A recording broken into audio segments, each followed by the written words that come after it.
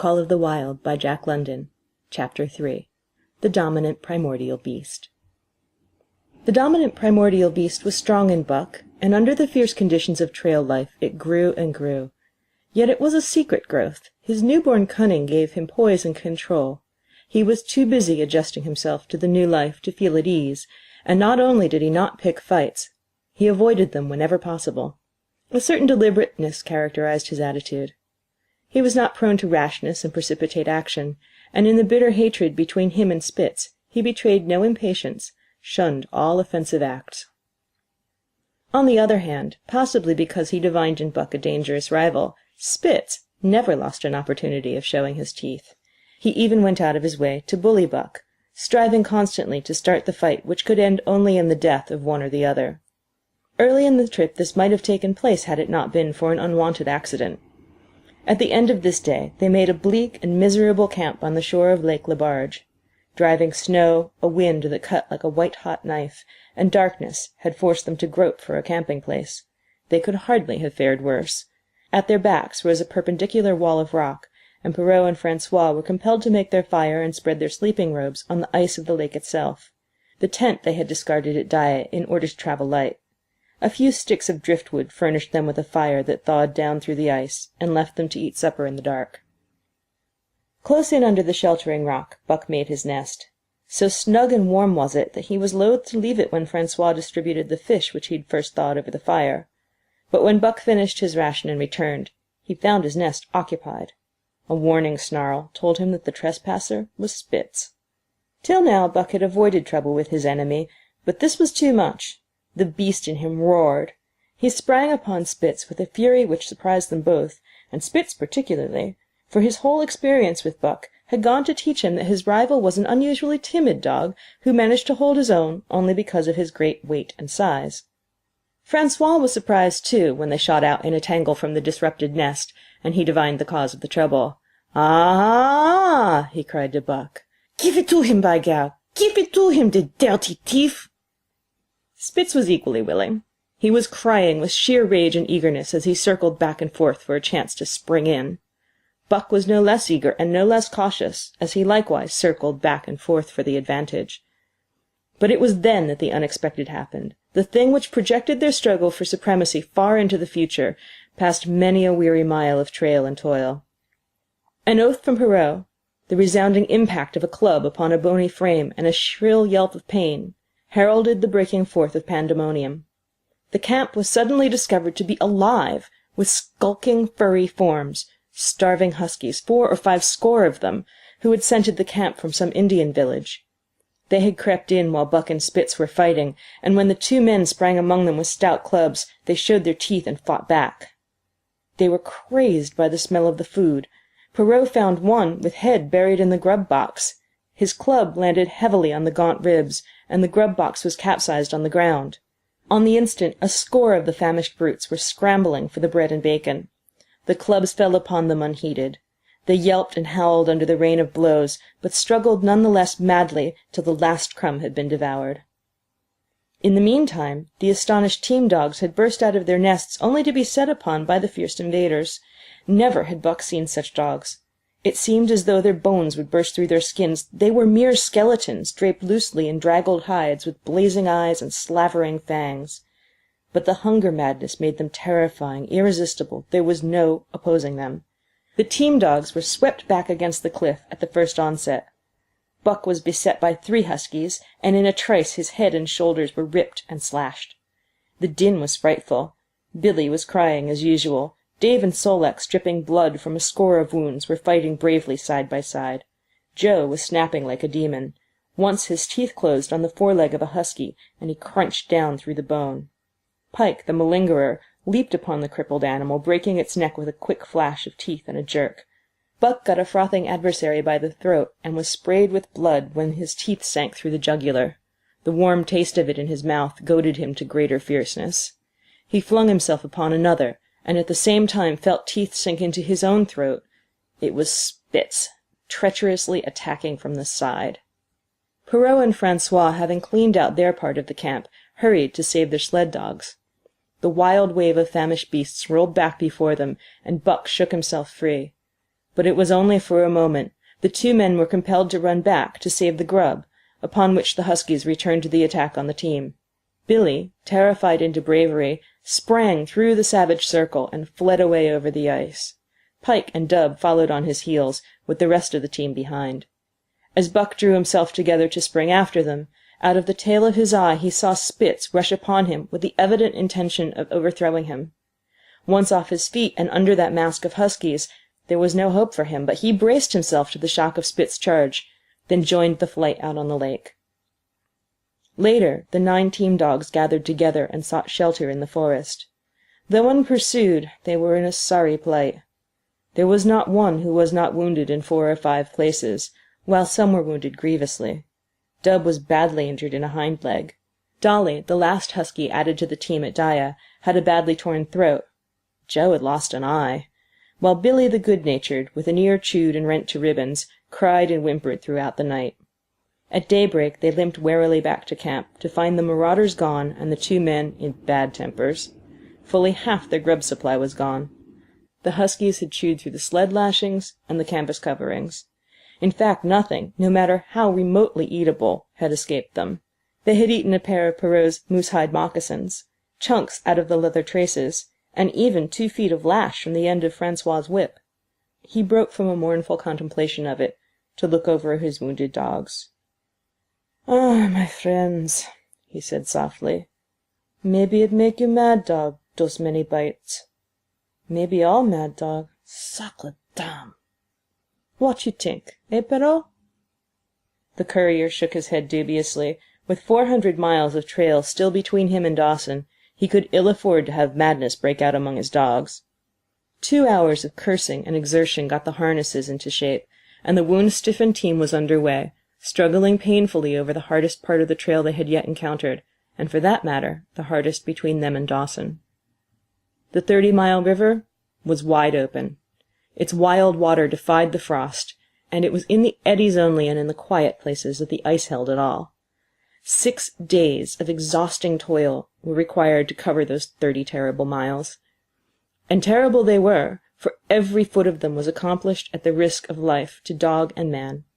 A dozen times Perrault, nosing the way, broke through the ice bridges, being saved by the long pole he carried, which he so held that it fell each time across the hole made by his body. But a cold snap was on, the thermometer registering 50 below zero, and each time he broke through, he was compelled for very life to build a fire and dry his garments. Nothing daunted him, and it was because nothing daunted him that he had been chosen for government courier. He took all manner of risks, resolutely thrusting his little weazened face into the frost, and struggling on from dim dawn to dark. He skirted the frowning shores on rim ice that bent and crackled underfoot, and upon which they dared not halt. Once the sled broke through with Dave and Buck, and they were half frozen and all but drowned by the time they were dragged out. The usual fire was necessary to save them. They were coated solidly with ice, and the 2 men kept them on the run around the fire, sweating and thawing so close that they were singed by the flames. At another time Spitz went through, dragging the whole team after him up to Buck, who strained backwards with all his strength, his forepaws on the slippery edge and the ice quivering and snapping all around. But behind him was Dave, likewise straining backwards, and behind the sled was Francois, pulling till his tendons cracked. Again the rim ice broke away before and behind, and there was no escape except up the cliff. Perrault scaled it by a miracle, while Francois prayed for just that miracle, and with every thong and sled lashing and the last bit of harness rove into a long rope, the dogs were hoisted one by one to the cliff crest. Francois came up last, after the sled and load. Then came the search for a place to descend, which descent was ultimately made by the aid of a rope, and night found them back on the river, with 1/4 of a mile to the day's credit. By the time they made Hootalinqua and good ice, Buck was played out. The rest of the dogs were in like condition, but Perrault, to make up lost time, pushed them late and early. The first day they covered 35 miles to the Big Salmon. The next day 35 more to the Little Salmon. The third day 40 miles, which brought them well up toward 5 Fingers. Buck's feet were not so compact and hard as the feet of the huskies. His had softened during the many generations since the day his last wild ancestor was tamed by a cave-dweller, a riverman. All day long he limped in agony, and camp once made, lay down like a dead dog. Hungry as he was, he would not move to receive his ration of fish, which Francois had to bring him. Also, the dog-driver rubbed Buck's feet for half an hour each night after supper, and sacrificed the tops of his own moccasins to make 4 moccasins for Buck. This was a great relief, and Buck caused even the weazened face of Perrault to twist itself into a grin one morning, when Francois forgot the moccasins, and Buck lay on his back, his 4 feet waving appealingly in the air, and refused to budge without them. Later his feet grew hard to the trail, and the worn-out footgear was thrown away. At the Pelly one morning, as they were harnessing up, Dolly, who'd never been conspicuous for anything, went suddenly mad. She announced her condition by a long, heartbreaking wolf howl that sent every dog bristling with fear, then sprang straight for Buck. He had never seen a dog go mad, nor did he have any reason to fear madness, yet he knew that here was horror, and he fled away from it in a panic. Straight away he raced, with Dolly panting and frothing 1 leap behind. Nor could she gain on him, so great was his terror, nor could he leave her, so great was her madness. He plunged through the wooded breast of the island, flew down to the lower end, crossed a back channel filled with rough ice to another island, gained a 3rd island, curved back to the main river, and in desperation started to cross it. And all the time, though he did not look, he could hear her snarling just 1 leap behind. Francois called to him a 1/4 of a mile away, and he doubled back, still 1 leap ahead, gasping painfully for air and putting all his faith in that Francois would save him. The dog-driver held the axe poised in his hand, and as Buck shot past him, the axe crashed down upon Mad Dolly's head. Buck staggered over against the sled, exhausted, sobbing for breath, helpless. This was Spitz's opportunity. He sprang upon Buck, and twice his teeth sank into his unresisting foe and ripped and tore the flesh to the bone. Then Francois's lash descended, and Buck had the satisfaction of watching Spitz receive the worst whipping as yet administered to any of the teams. "One devil dat Spitz," remarked Perrault. "Some damn day him kill dat Buck." "Dat Buck too devil," was Francois's rejoinder. "All the time I watch dat Buck, I know for sure. Listen, some damn fine day him get mad like hell, and den him chew dat Spitz up and spit him out on the ground. Sure, I know." From then on, it was war between them. Spitz, as lead dog and acknowledged master of the team, felt his supremacy threatened by this strange Southland dog. And strange Buck was to him, for of the many Southland dogs he'd known, not one had shown up worthily in camp and on trail. They were all too soft, dying under the toil, the frost, and starvation. Buck was the exception. He alone endured and prospered, matching the husky in strength, savagery, and cunning. Then he was a masterful dog, and what made him dangerous was the fact that the club of the man in the red sweater had knocked all blind pluck and rashness out of his desire for mastery. He was preeminently cunning, and could bide his time with a patience that was nothing less than primitive. It was inevitable that the clash for leadership should come. Buck wanted it.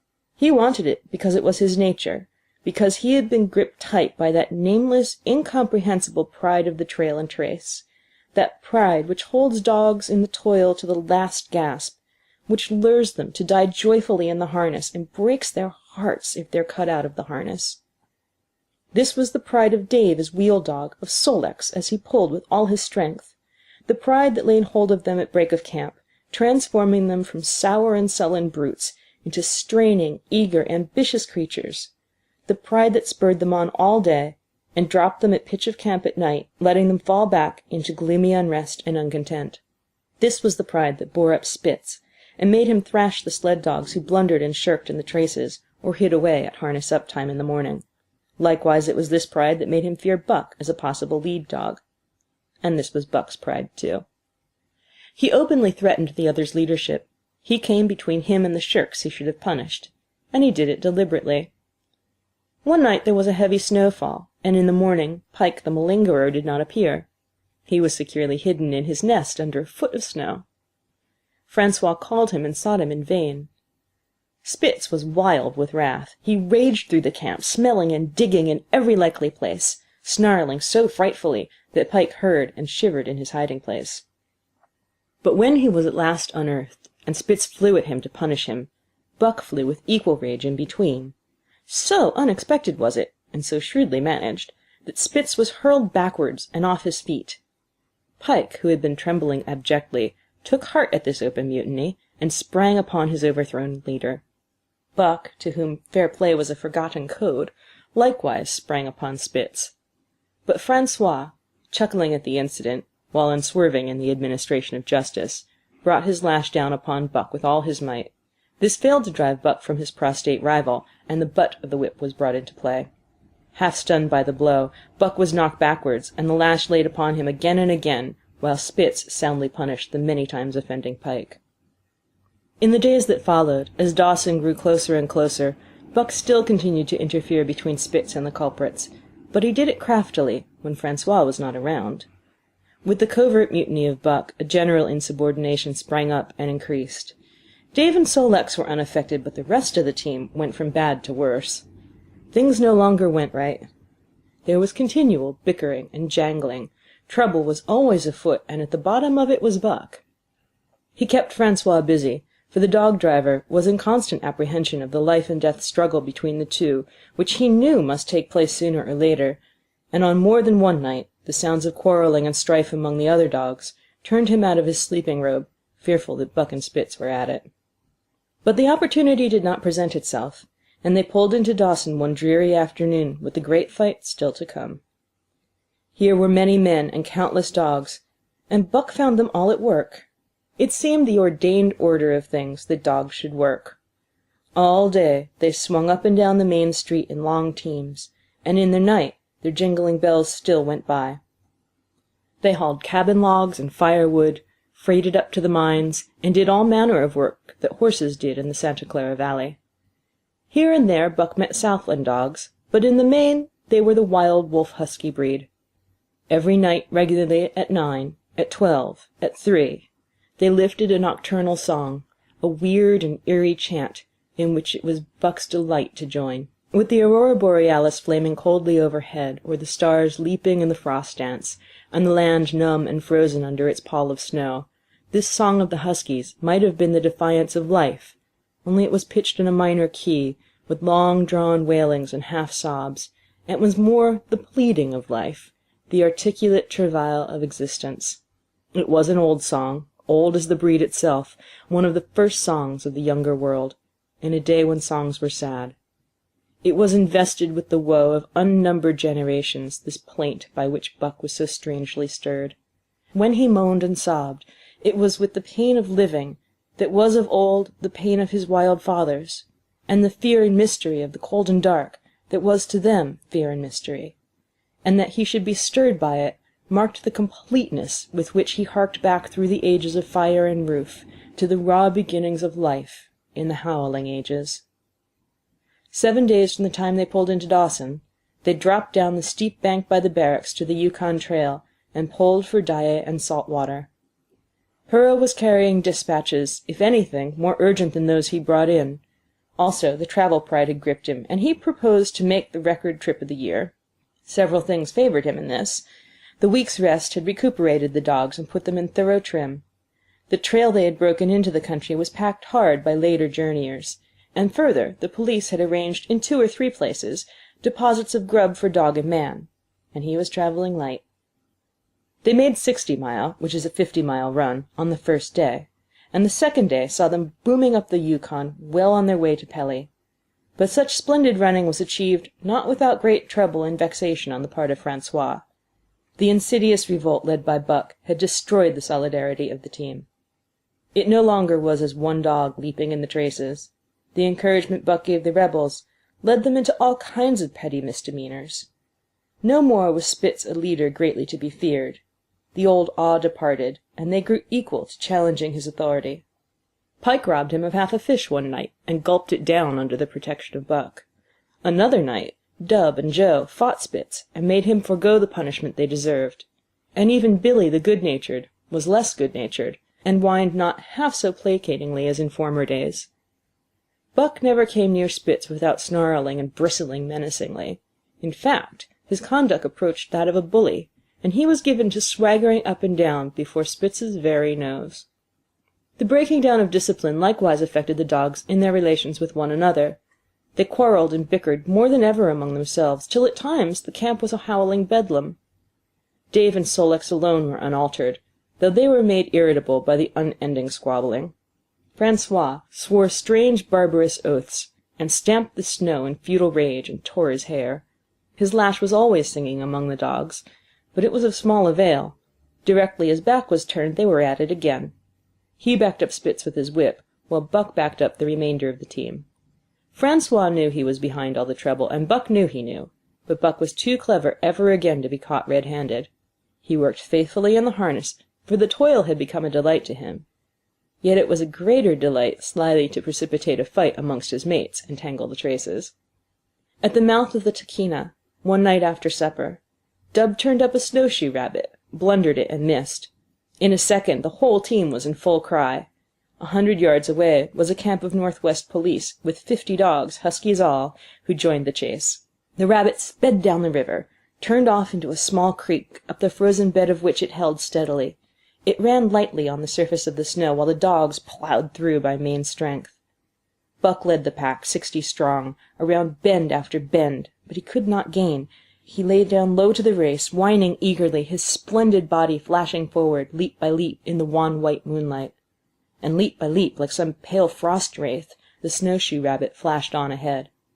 All that stirring of old instincts, which at stated periods drives men out from the sounding cities to forest and plain to kill things by chemically propelled leaden pellets, the bloodlust, the joy to kill, all this was Buck's, only it was infinitely more intimate.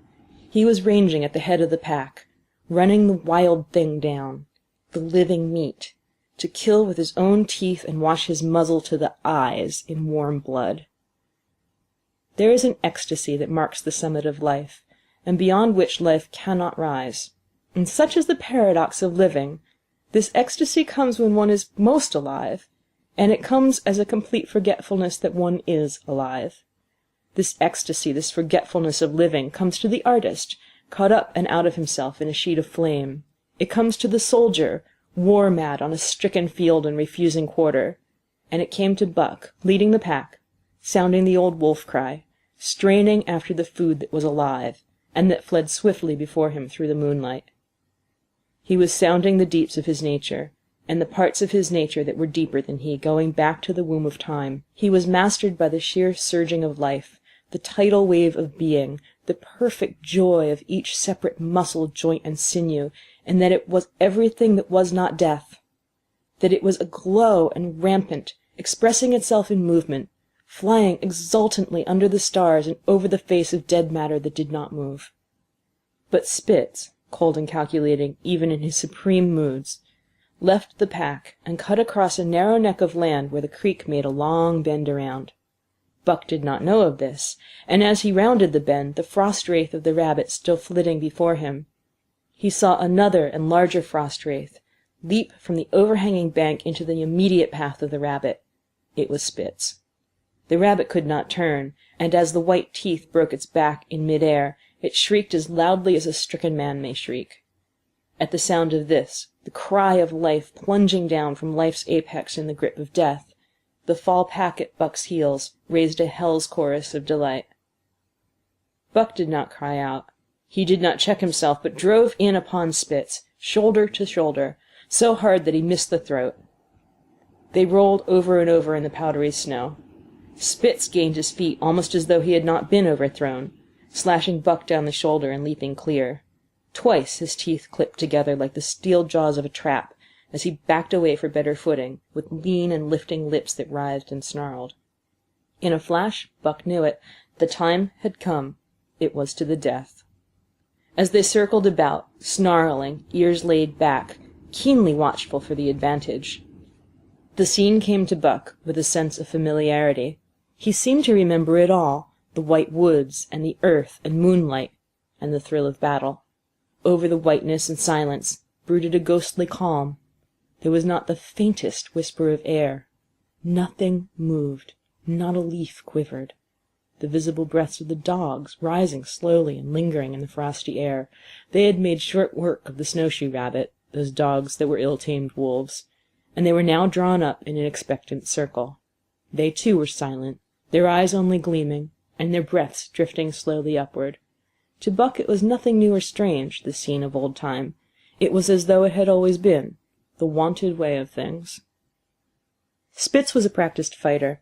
From Spitzenberg through the Arctic and across Canada and the Barrens, he had held his own with all manner of dogs and achieved to mastery over them.